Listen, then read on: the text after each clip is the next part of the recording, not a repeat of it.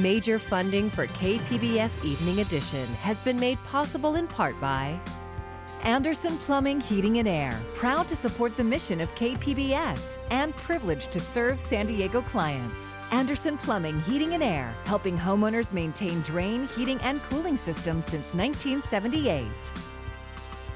And by the Conrad Prebys Foundation, Darlene Marco Shiley, and by the following.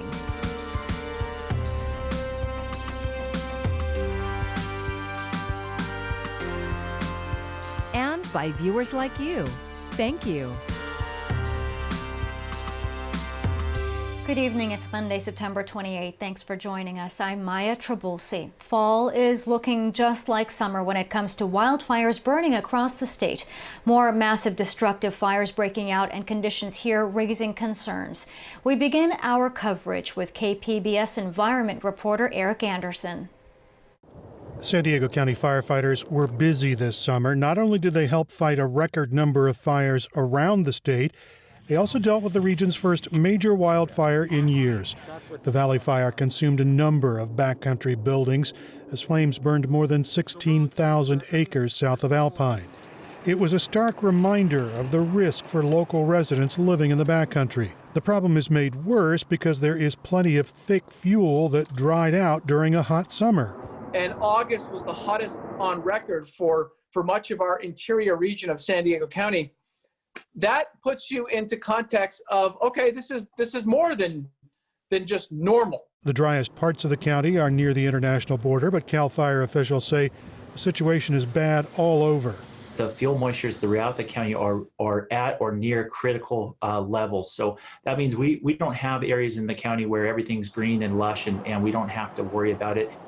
And the threat doesn't go away at the end of September. Some of the region's biggest wildfires began in Santa Ana wind conditions at the end of October. Eric Anderson, KPBS News. Crews are battling new devastating wildfires up north. The Glass Fire in Napa Valley is leveling vast parts of wine country and prompting evacuations involving 50,000 people. As Stacy Cohan reports, the fires erupted 3 years to the day as the deadly wildfires of 2017. The sights and sounds of total devastation. Several new wildfires sparked on Sunday, destroying thousands of acres overnight. The Glass Fire in Napa County quickly devoured vineyards and structures. Craig Botuello watched his family's century-old vineyard burn. It's a cremation. The hill where the Rumbauer Winery is, I've hunted that a lot. I know all the trees and area, and they were dissolved. Fire crews dropped retardant to slow the fire's progress, a battle they are currently losing. A hospital in the area has been evacuated as firefighters try to keep the flames at bay. Botuello says he's not leaving. We're not going to evacuate. The Indians lived here. We never had a flood to have this problem. We've never had a fire yet that's had a problem. More than 8,100 wildfires burned in California this year, destroying at least 3.7 million acres. That number is 26 times higher than the same time last year. In Shasta County, the newly sparked Zog Fire devoured thousands of acres overnight. Tens of thousands of residents have been evacuated statewide, with many more likely to come. Forecasters warn of dry air and high winds in the coming days as ever more of the Golden State is reduced to ashes. Stacy Cohan, KPBS News. An unusual and tragic accident in Oceanside. A tractor ran over a woman lying in the sand, killing her. The tractor was being used at a dredging project at Oceanside Harbor Beach. This is video of the project taken last week. The woman, who remains unidentified, was asleep and fully clothed at the time of the accident, which was witnessed by a city lifeguard around 10 a.m. An investigation is underway. And breaking news now, former Padres outfielder Jay Johnstone has died of COVID-19 complications. Johnstone played in San Diego back in 1979, but he was best known for his years as a Los Angeles Dodger, hitting a key home run against the Yankees in the 1981 World Series. Jay Johnstone was 74. Today, San Diego County did not report any additional deaths, but there are 124 new cases. We are currently in the red tier 2, but that could change. Tomorrow, we will get an update on our state-calculated tier status. Governor Gavin Newsom says many counties are moving toward more reopenings and less restrictions. Anticipate a number of counties moving and progressing into new tiers, which is a very encouraging sign. You've seen just in the last few weeks, we had 38 counties in purple, 9 counties in red. You could see today 25 counties in purple. Less good news, more in red, more in orange. We anticipate some more counties tomorrow moving into yellow tiered status. And to encourage Californians to get their flu shot, the governor got vaccinated during his live briefing to show how quick and easy it is. UC San Diego started its fall quarter today with virtual and in-person instruction to start on Thursday. KPBS reporter Jacob Ayer says extensive safety precautions are in place to protect students and faculty from the spread of COVID-19. UCSD has students back on campus with a new set of safety protocols and precautions for the school year.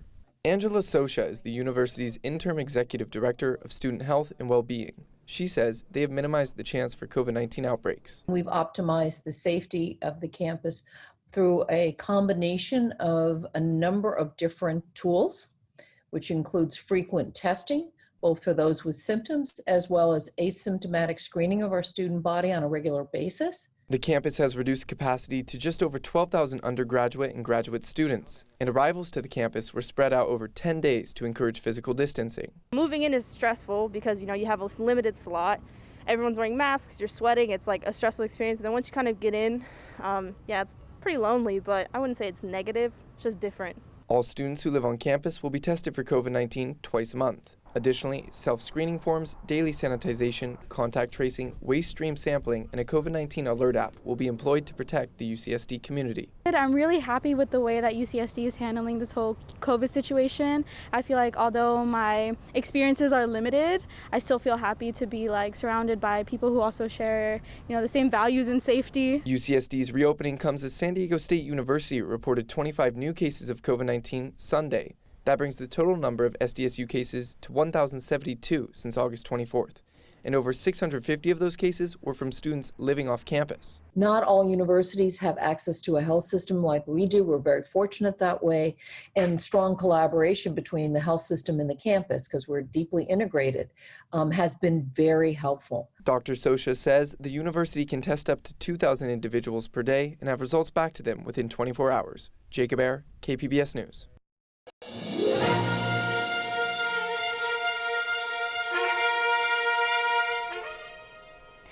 5 weeks until Election Day, and it's now a one-person race for the 9th District seat on the San Diego City Council. Candidate Kelvin Barrios suspended his campaign today. Barrios is a former City Council aide and current labor union staffer. He lost the support of his union today and is under investigation for admitted misuse of funds while he served as treasurer for the San Diego County Young Democrats. However, Barrios will still be on the November ballot. The other candidate is Sean Ilo Rivera, who runs a youth-focused nonprofit in City Heights.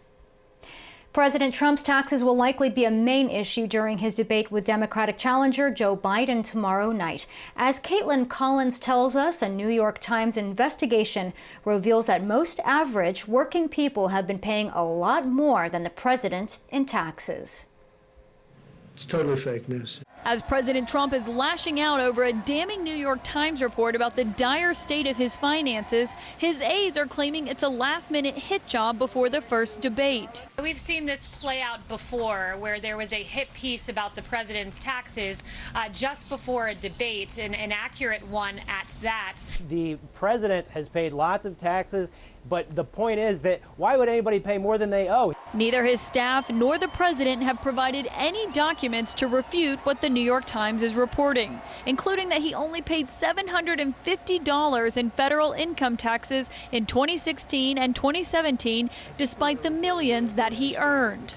Actually, I paid tax, and you'll see that as soon as my tax returns are It's under audit. They've been under audit for a long time. The IRS does not treat me well. That number not only pales in comparison to most Americans, but also to past presidents who all paid tens of thousands of dollars in federal taxes. Because of the massive losses, the report says Trump paid no income tax at all in 11 of the 18 years of documents they obtained. When he did pay taxes, he reduced what he owed using questionable measures, including a nearly $73 million tax refund, now the subject of an IRS audit. It turns out that Trump's best-known properties drain the most money. He's lost around $315 million on his golf properties over the last 2 decades, including on Trump National Doral near Miami, where the president tried to host the G7 summit. I don't need promotion, okay? But I was willing to do this for free. And it would have been the greatest G7 ever. The report also shows Trump made more money than previously known from foreign governments, including during his time in office, and used tax deductions for so-called business expenses that most people would consider personal ones, like $70,000 in hairstyling while hosting The Apprentice. But perhaps what could be most damaging from the reports is what's to come. The Times says an enormous amount of financial pressure is facing Trump because hundreds of millions of dollars in loans that he is personally responsible for will be due within the next 4 years. This president is the commander-in-chief. He has exposure to the tune of hundreds of millions of dollars, to whom the public has a right to know. And that was Caitlin Collins reporting. The Times says it will not publish the details of the president's tax returns to protect its sources. The paper also says that those sources took enormous personal risk to help inform the public. And again, that report will likely be front and center as President Trump and Joe Biden meet in their first debate tomorrow night. The PBS NewsHour coverage begins at 6 p.m. right here on KPBS. La Mesa police say they've made some progress in identifying possible suspects in the vandalism, arson, and other crimes that followed peaceful protests at the end of May. KPBS reporter Tanya Thorne gives us the details. On May 30th, peaceful protests over the death of George Floyd were followed by violence, with businesses vandalized and 2 banks burned down. Since then, our investigations units have been working diligently to identify suspects from those crimes to bring them to justice. Now La Mesa police are asking the public for help in identifying people of interest from that night. Today they released a list of 25 people arrested or that have charges against them for various crimes. Some of the charges being sought include arson, burglary, looting, rioting, possession of a firearm, and felony vandalism. These people are innocent until proven guilty. These are just people that were identified and there was probable cause developed to arrest. But they are still looking for other suspects. Today they released surveillance images of several people police say are connected to the burglary and looting of Pierre's Jewelers on La Mesa Boulevard. Over 50 crimes have been documented by La Mesa PD, who estimates the damages resulted in millions of dollars of losses to the victims and businesses affected. Tanya Thorne, KPBS News. Contact tracing was supposed to be one of the primary ways we could flatten the COVID curve and reopen the economy. That hasn't really happened, despite San Diego County hiring hundreds of contact tracers and investing heavily in the program. KPBS investigative reporter Claire Tregesser looks at what went wrong. As a refresher, here's how contact tracing is supposed to work. When someone tests positive for COVID-19, you need to get in touch with their immediate family and everyone else they've been in close contact with. If one of those contacts tests positive, you start the process over again with that person's contacts. The county has hired more than 500 case investigators and contact tracers who are supposed to spend their days calling people who've tested positive for COVID-19 and then calling all of the people the sick person has been in contact with. Those people are told to get tested and stay home for 14 days. But despite these plans, the county's program seems to come up short. The disease continues to spread through our region, and contact tracers are only calling on average 2.2 people for each person who tests positive. I talked to UCSD epidemiologist Rebecca Fielding Miller about why that is. So we've heard how contact tracing is supposed to work. What can you tell us about how it's actually working? I think the most important thing to know about contact tracing is it's really, really hard to do well. You have to get somebody who has never heard of you, might have a few reasons not to trust you. You have to call them up out of the blue, potentially give them some pretty bad news, ask them a whole lot of personal questions, and then get them to tell you everybody they've been around for the last 14 days. And then you have to get a hold of all of those people and do the same thing. We have some numbers from the county about contact tracing interviews that I want to go over. They say they complete 76% of their interviews, which means when they're calling people who have tested positive for COVID and asking who their contacts have been. But they say on average they only get 2.2 contacts per positive case. So can you explain a little bit more what this means and what that says to you? If you think about it, the folks who are at home all the time, who leave to go grocery shopping, those folks are much less likely to be infected with COVID. It's the folks who are being exposed a lot. Let's say you work at a restaurant or you work in a pharmacy or a bar and you're coming in contact with a lot of people, your odds of being exposed are a lot higher. So it is probably pretty likely that the people who are sort of in this pool of folks the county is trying to reach, those people have more contacts than the average person in San Diego County, which is to say 2 is probably an undercount. And so it seems like we're also concerned with the community outbreaks that the county announces every day. They say, bars, restaurants, offices, and so on.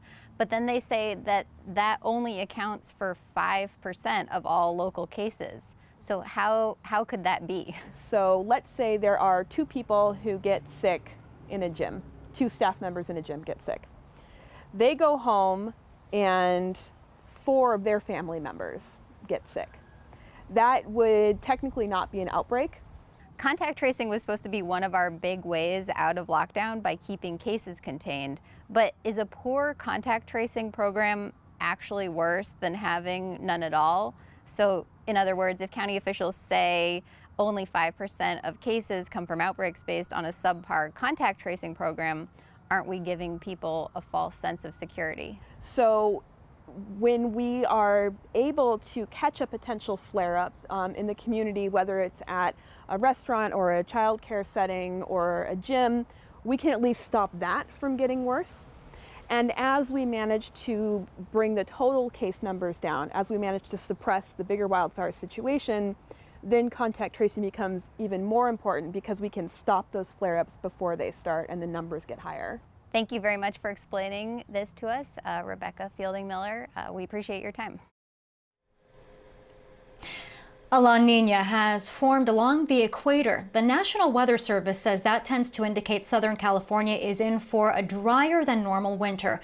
But meteorologist Alex Tardy says ongoing research shows that La Ninas, or its counterpart El Niños, are just one indicator. Tardy says that research is trying to answer the question of what forces combine to indicate whether we're in for a winter with a lot of rain or not. Is it natural variability? What is it? Is it the ocean? Is it the atmosphere? Is it the land? Is it ice? And we don't know right now. And Tardy says when science is finally able to answer that question, it will help people in charge of providing water to do their jobs in a much more efficient way. Right now, the big concerns are the heat and the winds. Mark Mancuso has your forecast.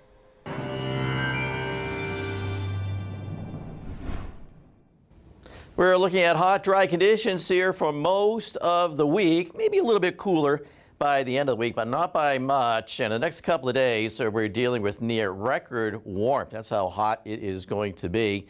Strong gusty winds through Tuesday, but the winds will start to slacken and the winds should really relax by Wednesday. Unfortunately, we'll have that elevated fire threat with the dry conditions. Temperatures on the rise and the heat advisories are with us Tuesday through Thursday. So get ready for an extended stretch of heat, especially in the interior valleys here. Looking at tonight, temperature dips down to 58 in Oceanside, San Diego 67, Ramona it's 58, and Borrego Springs 71. For tomorrow, the heat is really with us here as we have the offshore flow. Still some active winds too, so it's hot and it's breezy. And that elevated fire threat. Temperatures soaring 103, Borrego Springs, 102 in Ramona, 104 at El Cajon. San Diego hits 89. That's close to the record, and Oceanside's at 89 degrees. Well, the heat's not going anywhere. It'll start to expand as we take you through Wednesday. High fire danger. Of course, we have the drought. Plenty of sunshine in the area. And as we take a look at our temperatures the next couple of days, you can see how warm it is. End of the week, temperatures coming down a couple of notches. Saturday looks a little better. As we head into the interior sections, it's really hot. Temperatures in the triple digits next several days. Not quite as hot over the weekend. In the mountains, it's warm, plenty of sunshine. And as we take you out to the deserts, we've seen near record heat here on Wednesday and right again on Friday.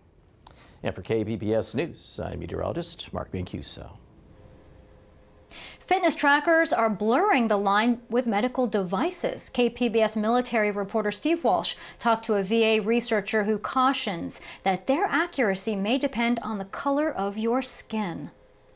Watches put out by Apple and Fitbit are starting to measure more data useful to researchers and doctors. Dr. Peter Colvinen is with the VA San Diego and a researcher at UCSD.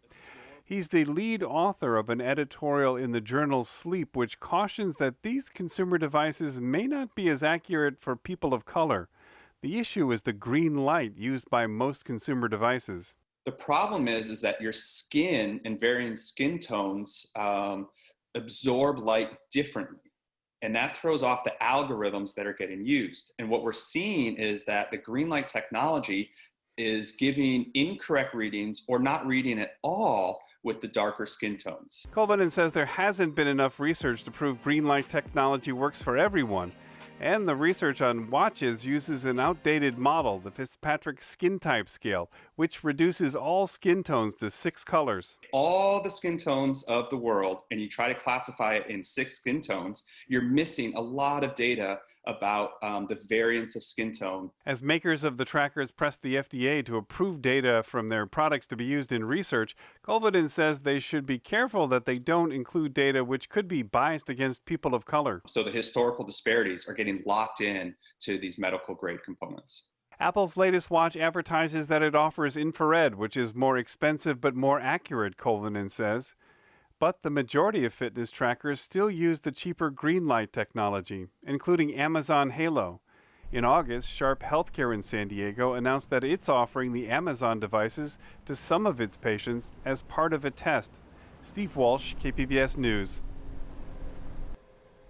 And of course, time spent on the internet has gone up in many homes during this pandemic. And while that can be beneficial, it can also be dangerous. Mandy Gaither has 4 ways to keep kids safe online.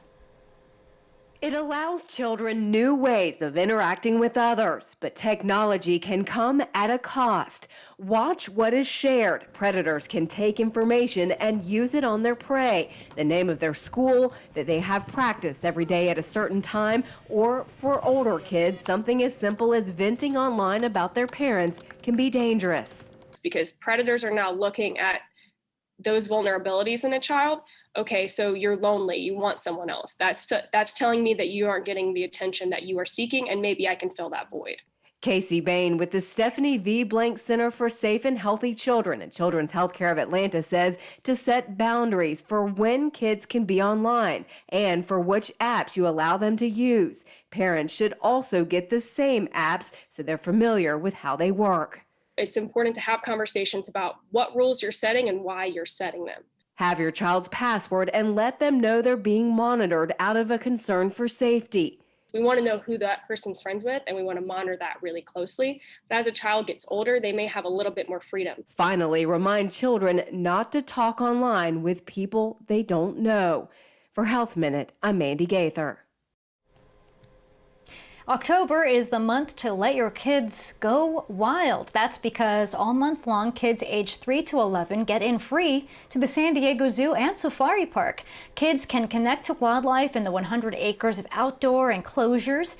One paying adult can bring up to 5 kids for free. Judy Woodruff tonight on the NewsHour. President Trump's taxes. After years of secrecy, the New York Times reveals massive losses. Coming up at 7 after Evening Edition on KPBS. And here's a recap of today's top stories. San Diego firefighters are on alert as high heat and wind raise the threat of a damaging wildfire this weekend. CAL FIRE says fuel moistures around the county are at or near critical levels, and the threat comes as new fires started over the weekend in Northern California's wine country. Today, San Diego County did not report any additional deaths from COVID-19, but there are 124 new cases. We are currently in the red Tier 2, but that could change. Tomorrow, we will get an update on our state-calculated tier status. And UC San Diego started the fall quarter today with a new set of safety protocols. The campus has reduced capacity to just over 12,000 students. Students who live on campus will be tested for COVID-19 twice a month. UC San Diego is equipped to test up to 2,000 people per day and have results back in 24 hours. You can find tonight's stories on our website, kpbs.org/evening edition. Thank you for joining us. I'm Maya Trabulsi. Have a great evening.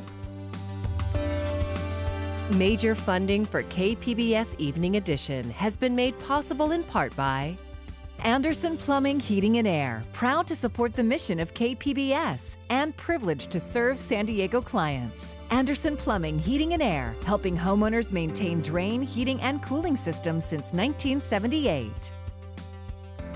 And by the Conrad Prebys Foundation, Darlene Marco Shiley, and by the following: